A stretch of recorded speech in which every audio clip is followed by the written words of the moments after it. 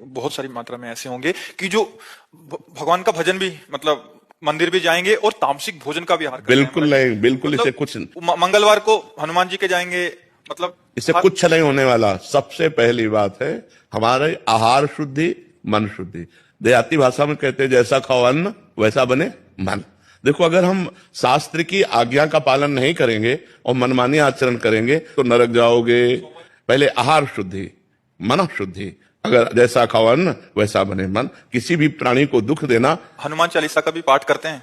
ये अपनी वासनाओं की, अपनी जिह्वा को थोड़ा रोको यार। शराब पीते हो, मांस खाते हो, अंडा खाते हो, इस तरह के व्यवहार करते हो और हनुमान जी और शंकर ये ऐसे प्रसन्न हो जाएंगे, ऐसे काम बन जाएगा? कुछ नहीं बन जाएगा। अवश्य में भोक्तव्यम कथम कर्म शुभाशुभम। जो तुम कर्म करोगे तुम्हें भोगना पड़ेगा। चाहे मुर्गा हो, चाहे बकरा हो, सब जीव अपने प्राण बचाना चाहते हैं। सब जीव, तुम उनको काट कर खाओगे।